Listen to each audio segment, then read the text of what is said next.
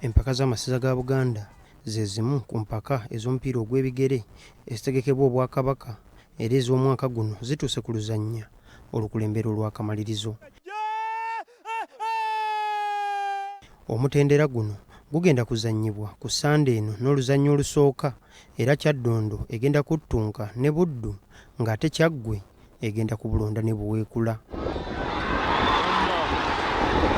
Olwaleero olukiiko olutegesi olw'empaka zino lusisinkanye abakiise aba ttiimu ezattuka ku mutendera guno era Sulaiman Ssejjengo ssentebe w'olukiiko olutegesi abakubirizza okuzannya omupiira okuggyayo ekitiibwa eky'empaka zino. Naye amatiimu ana gano ge gagenda era okulabika ku fayino, so twagala bakozesa omukisa guno tweteekereteekere fayino egenda okubeera ennungi nga tufunye ssente, nga tufunye abawagizi, nga tufunye obumanyirivu n'ebirala okuviira ddala mu nteekateeka. Twogeddeko n'abamu ku bakiikiridde ttiimu zino nga bonna bawera okuwangula empaka ez'omwaka guno. Twatandika mu mbeera enze abantu gye twasuubira bannabuddu tusobola okutuuka wano. Kye nayongeddemu kati buli munnabuddu akimanyi. Abaana be twayongeddemu buli omu abakakasa era mbakakasa bannabuddu tugenda kutwala ekikopo. Bwe twatutandika twabategeeza bannakyaggwe nti ffe tugenda okukwata Ssaabasajja Kabaka mu ngalo mu kikopo kya 2024. Olugendo lwaffe lwe twatandikako tubategeeza tugenda kukyaza Buweekula ku Sande enejja.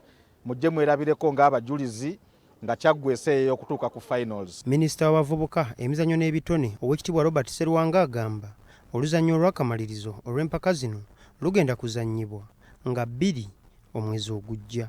Ennaku z'omwezi 2 omwezi ogw'E11 lwe lunaku lwe tugenda okuba ne finals ez'amasaza. Ampuliriza ali eyo azze anyumirwa amasaza nyola okutegeeza nti guno omupiira gwe tusambye omwaka guno gubadde gwa kika kya waggulu nnyo. Ono akubiriza abawagizi okwongera okuwagira ttiimu zaabwe bwe baba baagala ziwangula empaka zino. Nkubiriza omuwagizi awagire essaza lyo kuuma empisa.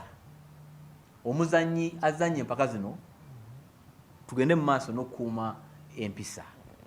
Abakulembeze abakulembera empaka zino tukuume empisa. Empaka z'amasaza ga Buganda zaddamu okuzannyibwa mu mwaka ogwa 2004 era Bulemeezi ye yawangula empaka ez'omwaka oguwedde.